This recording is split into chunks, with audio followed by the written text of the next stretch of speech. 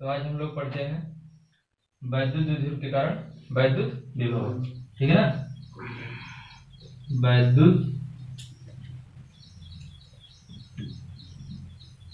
द्विध्रुव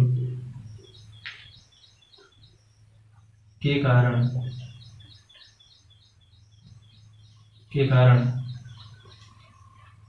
वैद्युत विभव।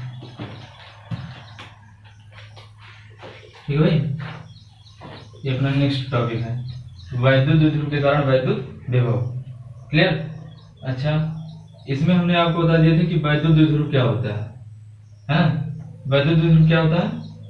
एक ऐसा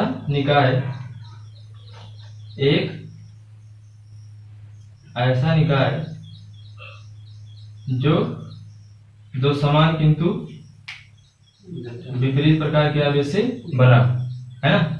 इसका नाम दे दिया क्या? A B. समझ आ रहा है? वैद्युत द्विध्रुव क्या होता है? एक ऐसा निकाय या एक ऐसा सिस्टम जो दो बराबर किंतु विपरीत प्रकार के आवेश से मिलकर बना हो। देखो, बराबर का मतलब यहाँ अगर 5 कूलम हो तो यहाँ भी 5 कूलम होना चाहिए, है ना। अगर ये 5 कूलम है तो ये 5 कूलम, लेकिन एक प्लस का 5 कूलम हो तो दूसरा क्या हो? माइनस का 5 कूलम। तो उसको हम लोग क्या बोलेंगे? वैद्युत द्विध्रुव। और उन दोनों आवेशों के बीच की जो दूरी होनी चाहिए वो क्या होनी चाहिए? अल्पतम होनी चाहिए, बहुत अल्प होना चाहिए, बहुत कम होना चाहिए। समझ आ रहा है? बहुत कम होना चाहिए। तो हम इसके बीच की जो टोटल दूरी है वो मान लें कितना है? 2l। और इस वैद्युत द्विध्रुव का जो मध्य बिंदु होगा उसको मान लें क्या है? O, है ना। मध्य बिंदु का मतलब बीचों बीच में, एक बीचों बीच वैद्युत द्विध्रुव के बीचों बीच में एक बिंदु हमने लिया, उसका नाम क्या दे दिया? O। तो यहां से यहां तक की दूरी क्या हो जाएगी? बोलो भाई, यहां से यहां तक के बीच की दूरी क्या होगी? l। क्लियर ना। यहां से यहां तक की दूरी क्या हो जाएगी? l। समझ में आ रहा है कि नहीं आ रहा है? बताओ। यहां से यहां तक की दूरी क्या हो जाएगी? l। और यहां से यहां तक की दूरी क्या हो जाएगी? l। और ये इसका क्या हो गया? मध्य बिंदु। तो इसी को हम लोग क्या बोलते हैं? वैद्युत द्विध्रुव। ठीक है ना। वैद्युत द्विध्रुव यानी वैद्युत द्विध्रुव एक ऐसा निकाय है। वैद्युत द्विध्रुव एक ऐसा निकाय, जैसे ये पेन ले लिया ना, पेन। अब पेन के एक साइड में इधर माइनस का 5 कूलम रख दो और इधर माइनस का प्लस का 5 कूलम रख दो। इधर माइनस का 5 कूलम और इधर प्लस का 5 कूलम। और अगर इन दोनों आवेशों के बीच की दूरी क्या हो? बहुत कम हो, तो उसी को हम लोग इस सिस्टम को क्या बोलेंगे? वैद्युत द्विध्रुव बोलेंगे। क्या बोलेंगे? वैद्युत द्विध्रुव। यानी वैद्युत द्विध्रुव एक ऐसा निकाय है जो दो समान किंतु विपरीत प्रकार के आवेशों से मिलकर बना होता है, जबकि उन दोनों आवेशों के बीच की दूरी क्या हो? बहुत अल्पतम हो। समझ आ गया? अब हमें कोई एक वैद्युत द्विध्रुव दिया होगा और जैसे ही हम इस वैद्युत द्विध्रुव को रखेंगे, इसके कारण क्या होगा? एक वैद्युत क्षेत्र उत्पन्न होगा। मैंने पहले बता दिया था, जैसे ही कोई आवेश रखते हैं तो उस आवेश के कारण क्या होता है? उसके चारों तरफ एक इलेक्ट्रिक फील्ड जनरेट होता है, वैद्युत क्षेत्र उत्पन्न होता है ना। जैसे ही हम लोग कोई आवेश रखते हैं तो उस आवेश के कारण उसके चारों तरफ एक वैद्युत क्षेत्र उत्पन्न हो जाता है। और जैसे इसके चारों तरफ वैद्युत क्षेत्र उत्पन्न होगा तो हम लोग क्या करेंगे? एक कोई बिंदु लेंगे और उस बिंदु पर वैद्युत विभव ज्ञात करेंगे। यही हमें पढ़ना है, नहीं समझा? एक कोई वैद्युत द्विध्रुव लेंगे, उस वैद्युत द्विध्रुव को रखेंगे और जैसे ही वैद्युत द्विध्रुव को रखेंगे उसके चारों तरफ क्या होगा? एक इलेक्ट्रिक फील्ड जनरेट होगा। और जैसे उसके चारों तरफ इलेक्ट्रिक फील्ड जनरेट होगा तो हमें उसी इलेक्ट्रिक फील्ड में एक कोई बिंदु लेना है, या उसी वैद्युत क्षेत्र में कोई बिंदु लेना है और उसी बिंदु पर हमें क्या करना है?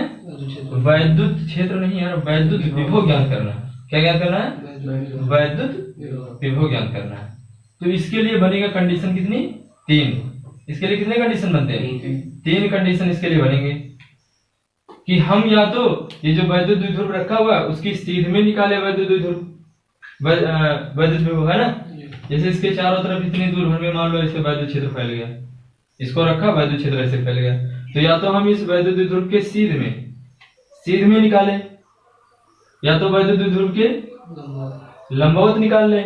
लंबवत का मतलब ऐसे वैद्युत द्विध्रुव रखा हुआ है, कंडीशन बनेगा 3। देखो, ये वैद्युत द्विध्रुव रख दिया, या तो हम वैद्युत द्विध्रुव के सीध में निकालें, क्या वैद्युत द्विध्रुव के सीध में वैद्युत क्षेत्र के किसी बिंदु पर वैद्युत विभव ज्ञात करें।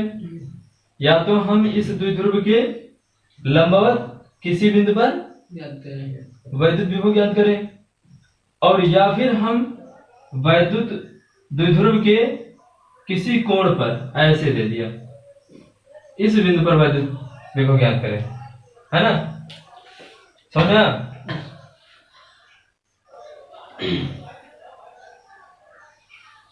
तो पहले हम लोग पढ़ेंगे कि वैद्युत विभव ज्ञात करेंगे, लेकिन कैसे? इसके सीध में। तो जब सीध में निकालते हैं तो उसको क्या बोलते हैं? अक्षीय स्थिति। क्या बोलते हैं उसको? अक्षीय स्थिति, एक्सियल कंडीशन होता है, ठीक है ना? एक्सियल कंडीशन मतलब उसकी स्थिति में। और जब लंबवत निकालते हैं तो उसके निरक्ष में होता है ना? जब लंबवत निकालेंगे तो निरक्षीय होगा, और जब उसी के सीध में निकालेंगे तो अक्षीय होगा। तो अब यहाँ पर इसके अंतर्गत 3 स्थिति बनती है। तो पहली स्थिति कौन सी है? पहली स्थिति कौन सी भाई? वैद्युत, बोलो, वैद्युत द्विध्रुव की अक्षीय वैद्युत द्विध्रुव की स्थिति, वैद्युत द्विध्रुव की अक्षीय स्थिति, अक्षीय स्थिति में किसी बिंदु पर वैद्युत विभव, किसी बिंदु पर वैद्युत विभव। अब इसके लिए क्या करना है? इसके लिए हमें क्या करना है? अच्छे मतलब समझ गया ना? ये वाली ऐसे लेना फिजिक्स में। ये पहली कंडीशन है भाई। इसके अंतर्गत कितने कंडीशन है बनेंगे? 3। इसके अंतर्गत कितने कंडीशन? 3। तो पहली कंडीशन बनेगी वैद्युत द्विध्रुव की अक्षीय स्थिति में। अक्षीय का मतलब ऐसे, समझ गए ना? क्लियर? तो यहां पर एक कोई बिंदु ले रहे हैं और उस बिंदु का नाम क्या दे देंगे? जो भी, जिस आप कोई भी नाम दे सकते हो। क्या दिया हुआ? पी दिया हुआ है, तो आप पी मान लो, है ना? और उसकी यहां से दूरी मान लेंगे कितनी है? एक्स नहीं, आर मीटर। वेरिएबल नहीं लेना, यानी वैद्युत द्विध्रुव के मध्य बिंदु से आर मीटर की एक कोई दूरी पर कौन सा बिंदु है? पी है, लेकिन वो किस कंडीशन में है? अक्षीय मतलब उसी सीध में है ना? एक कोई बिंदु पी है और उसी बिंदु पी पर हमें वैद्युत विभव निकालना है। इस बिंदु पी पर निकालना वैद्युत विभव। तो इसके लिए करना क्या होगा? जिस बिंदु पर निकालना उस बिंदु पर हम लोग क्या करते हैं? एक कोई धन परीक्षण आवेश रखते हैं। तो वो धन परीक्षण आवेश को क्या नाम दे देंगे? प्लस का Q0 हमने एक कोई धन परीक्षण आवेश दे दिया। अब देखो यहाँ पे क्या होगा। यहाँ पर इस P बिंदु पर जो वैद्युत बल होगा वो कितना होगा? 2 होगा। एक तो इस, यार ध्यान सुनिए, एक तो माइनस Q के कारण यहाँ पर वैद्युत बल होगा और एक प्लस Q के कारण यहाँ पर वैद्युत बल होगा। समझ आ रहा है नहीं आ रहा? एक तो माइनस Q के कारण यहाँ पर वैद्युत बल होगा और दूसरा प्लस Q के कारण यहाँ पर वैद्युत बल होगा। तो माइनस Q के कारण जो वैद्युत बल होगा वो कैसा होगा? कैसा होगा? बोलो भाई। आकर्षण होगा, क्योंकि ये प्लस और ये माइनस तो एक दूसरे को क्या करेंगे? अट्रैक्ट करेंगे। तो इसका मतलब ये बल इधर हो जाएगा। F1 नाम दे दिया है ना? और ये कैसा बल होगा? इसका मतलब इधर इधर पुश करेगा और ये इधर जाएगा। इसका नाम दे दिया क्या? F2। समझेगा? तो इस P बिंदु पर कितने वैद्युत बल होंगे? 2। तो अगर वैद्युत बल 2 हमारा है तो वैद्युत विभव कितना हो जाएगा? 2 हो जाएगा। तो एक वैद्युत विभव का नाम दे देंगे V1 और एक वैद्युत विभव का नाम देंगे V2। तो V1 किस वाले को देंगे? माइनस Q के कारण जो वैद्युत विभव होगा उसको क्या कह देंगे? V1 कह देंगे। और प्लस Q के कारण जो वैद्युत विभव होगा वो V2 हो जाएगा। अगर पहला वीडियो आप लोगों ने नहीं देखा तो उसको देखिए बढ़िया से। उसमें मैंने आपको अच्छे समझा दिया था कि पहले क्या निकालते थे?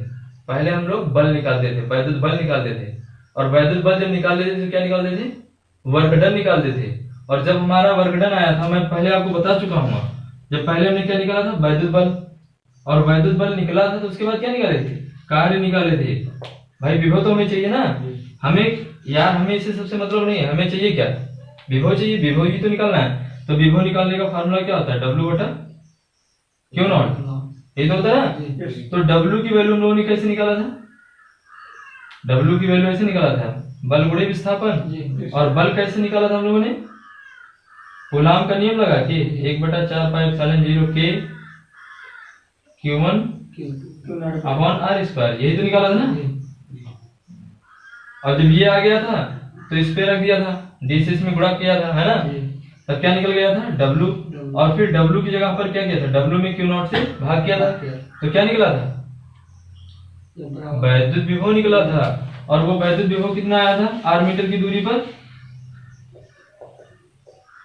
वैद्युत विभव कितना आया था R मीटर की दूरी पर, बताओ यार, 1/4πε0 Q बटा R। अब देखो, अगर जब आप पढ़ाए हो उसको दिमाग में नहीं रखोगे तो समझ में नहीं आएगा, ये रिलेटेड है ना एक दूसरे से, विज्ञान जो होता है एक दूसरे से रिलेटेड होता है, जब पिछला समझ में आया तो अगला समझ में आएगा, इसीलिए तो पहले उसको करवाए ना। तो B बराबर हमारा क्या होता है, 1/4πε0 Q बटा R।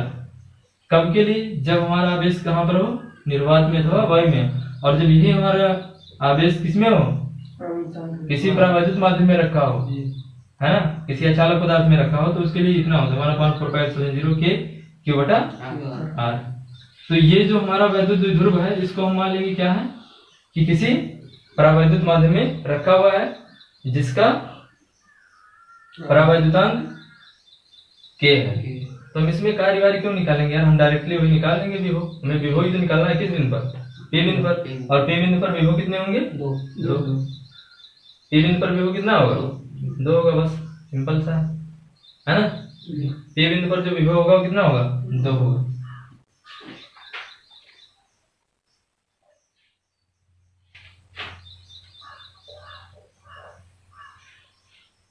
एक मिनट थोड़ा बुक दो आपको, एक चीज इसमें देखना।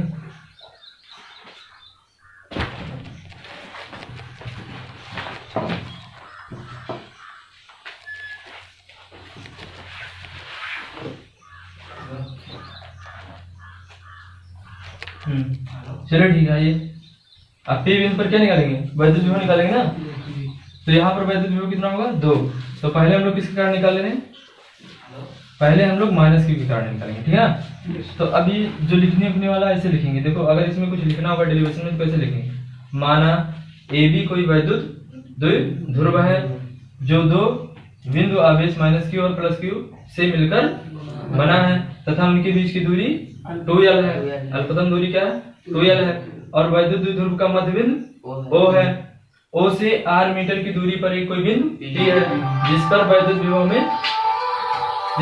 विभव में ज्ञात करना है ना, जिस पर वैद्युत विभव में ज्ञात करना है। यहाँ तक क्लियर है ना। तो यही सब लिखना पड़ता है डेरिवेशन में, यही सब लिखना होगा, तो वो सब छोड़ो यार, केवल डेरिवेशन बता रहे हैं। अब लिखेंगे, अतः बिंदु P पर किसके कारण, -Q के कारण वैद्युत विभव निकालेंगे। तो लिखेंगे बिंदु P पर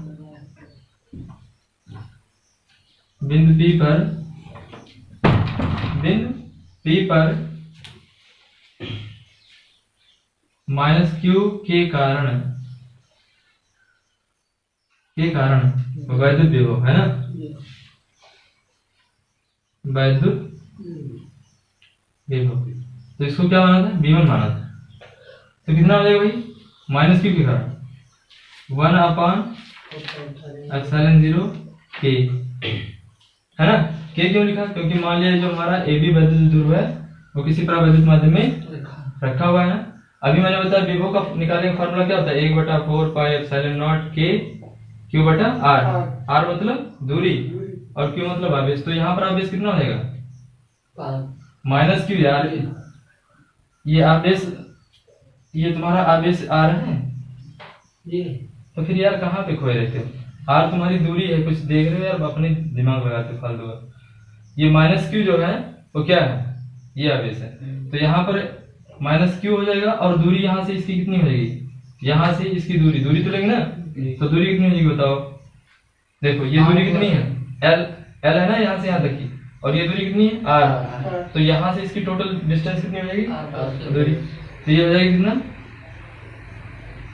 एल प्लस, समझ में आया? कि नहीं समझ में आया? बोलो भाई। तो ये किसके कारण निकाले, माइनस क्यू के कारण पी बिंदु पर वैद्युत विभव। अब किसके कारण निकालेंगे, प्लस क्यू के कारण, प्लस क्यू के कारण बिंदु पी पर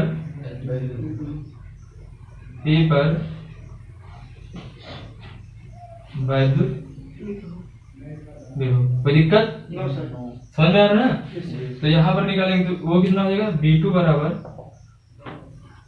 1/4/0 के प्लस क्यू बटे, हाँ तो प्लस क्यू लिखते नहीं, वो प्लस क्यू मान लिया जाता है।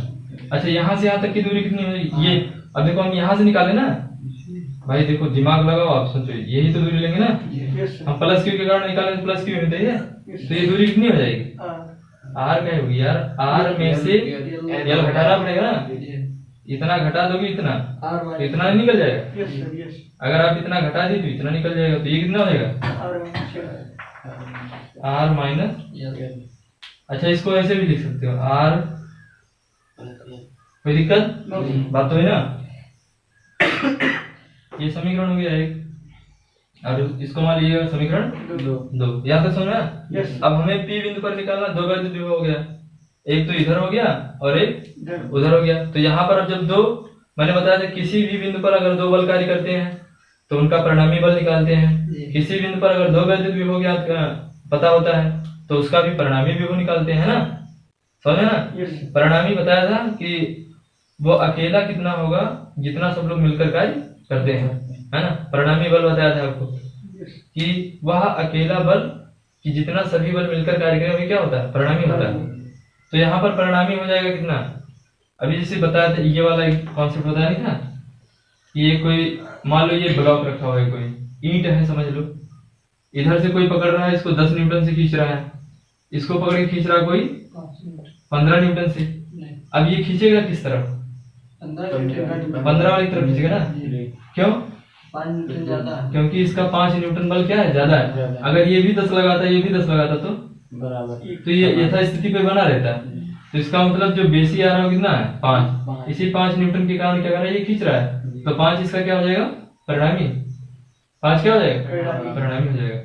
तो वैसे ही यहाँ पर वही कंडीशन है, एक विभव इधर जा रहा है, एक विभव इधर जा रहा है, तो इसका जब परिणामी निकालेंगे तो कितना हो जाएगा, अतः पी बिंदु पर, अतः पी बिंदु पर परिणामी वैद्युत विभव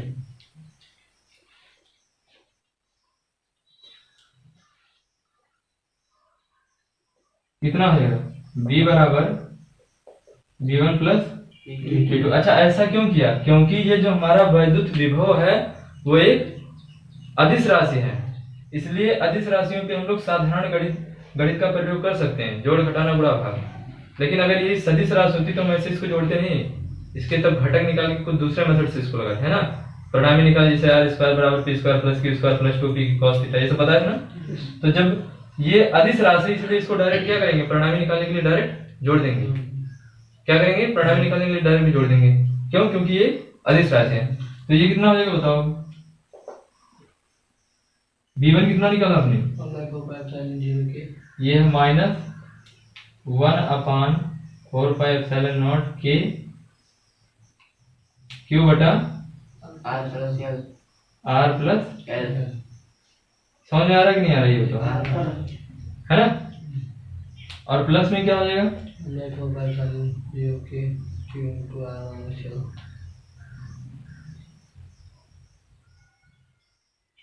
ठीक है। बोलो भाई, दोनों को जोड़ देना। देखो B1 का मान इतना है तो B1 की जगह पर ये लिख दिया, B2 का मान इतना है तो B2 की जगह पर ये लिख दिया। अब यहाँ पर देखो कुछ चीज कॉमन बनना है, कॉमन क्या बनना है बताओ। देखो Q इसमें भी है, Q इसमें भी है, 1/4πε0 इसमें भी है, K इसमें भी है, वही चीज इसमें है, तो इसमें कॉमन क्या हो जाएगा, क्यू बटा 4πε0 के, है ना। अब यहाँ पर क्या बचेगा, यहाँ पर बचेगा 1 बटा आर प्लस एल, और यहाँ बचेगा माइनस का 1 बटा आर प्लस एल। अगर आप लोगों को लिखना हो तो डायरेक्ट लिखा भी करो साथ साथ में, ठीक है, नहीं तो मिटाना पड़ेगा हमको। सर दोनों आर प्लस एल होगा।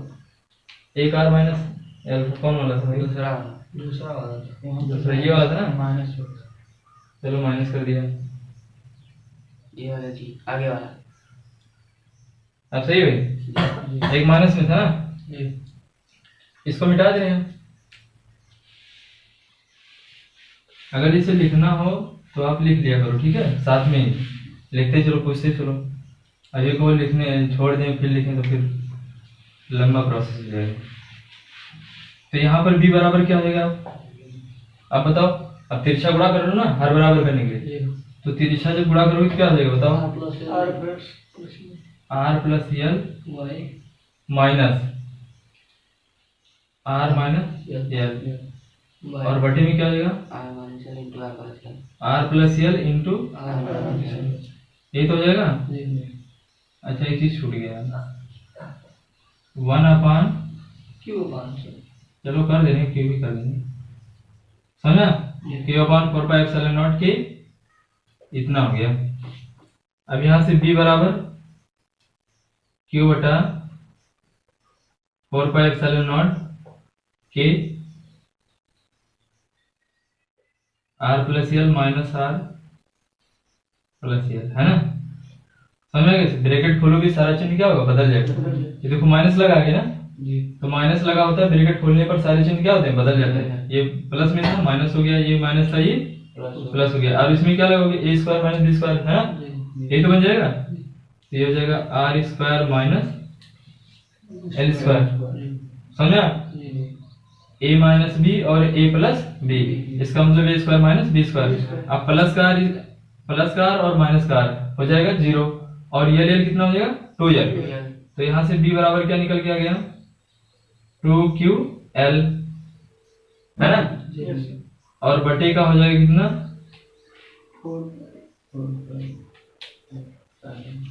k इंटू क्या बचेगा, 1 बटा आर स्क्वायर माइनस। कोई दिक्कत? कहोगे सर जी ये सब क्या हो गया? अरे यार देखो, आर से आर चला गया, ये एल क्या हो जाएगा 2l, तो इसको आगे लिख दिया 2ql, और इसको लिखना है तो इसको 1 बटा करके लिख सकते हैं, है ना। समझा? अब लिखेंगे चूंकि r is much much greater then l, है ना। जो r की वैल्यू है वो l से क्या है, बहुत ज्यादा है। मैंने पहले बता दिया था, ये दूरी क्या है, अल्फ है, 2l दूरी।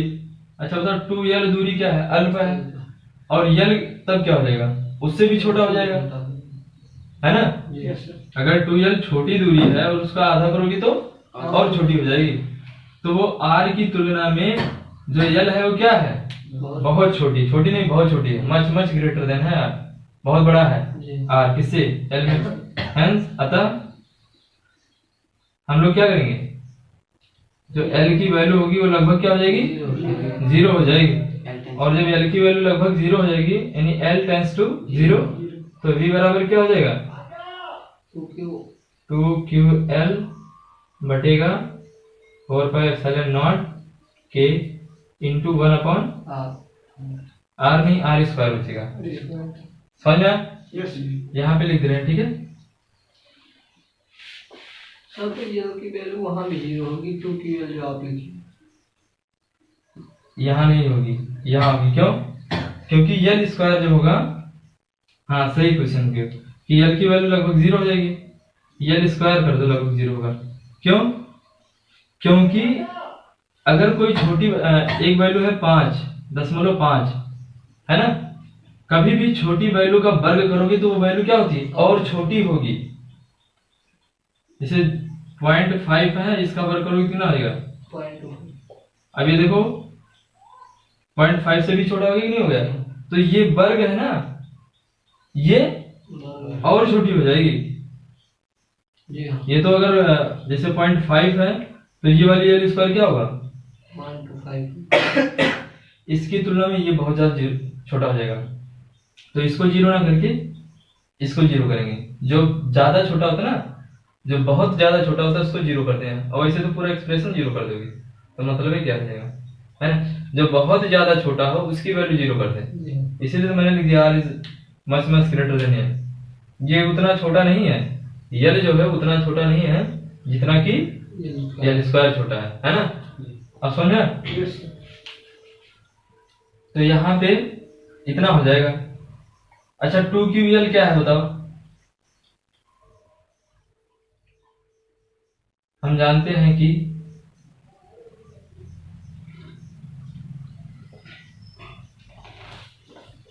वैद्युत द्विध्रुव का गुण क्या होता है, वैद्युत द्विध्रुव का गुण बताया था P बराबर 2QL।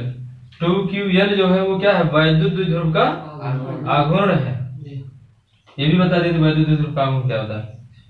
वैद्युत द्विध्रुव के किसी एक आवेश तथा उनके बीच की अल्पतम दूरी के गुणनफल को ही वैद्युत द्विध्रुव का आघूर्ण कहते हैं।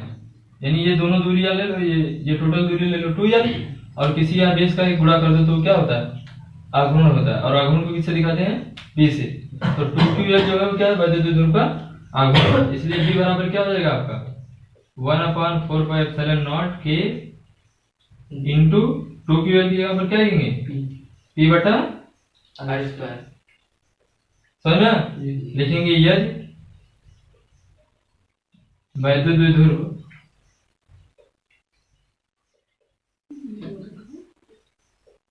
वैद्युत द्विध्रुव निर्वात अथवा वायु में हो तो के का मान कितना लेते थे आप बताओ, के का मान कितना होता है, 1 होता था ना। अतः B बराबर क्या हो जाएगा 1/4πε0, और के की जगह पर 1 कोई मतलब है नहीं, और P बटा क्या हो जाएगा R स्क्वायर। तो यही तुम्हारा क्या निकल गया, अक्षीय स्थिति के लिए वैद्युत विभव किसी बिंदु r मीटर की दूरी पर। अब जैसे हमें द्विध्रुव का गुण दिया रहेगा या आवेश का मान दिया रहेगा, कुछ भी दिया रहेगा, अल्पतम दूरी दिया रहेगा, तो हम r मीटर की दूरी पर अक्षीय स्थिति में क्या निकालेंगे, वैद्युत विभव निकालेंगे, है ना। तो ये समझ में आ गया। तो इसमें इतने ही भैया। अच्छा इसका मात्रक आप बता दो क्या होगा, वोल्ट होता है। इसका मात्रक क्या होता है, वोल्ट होता है। क्लियर। तो ये अक्षीय स्थिति वाला आपका खत्म हो गया। आप पढ़ाएंगे आपको निरक्षीय, वो कल बताएंगे, ठीक है।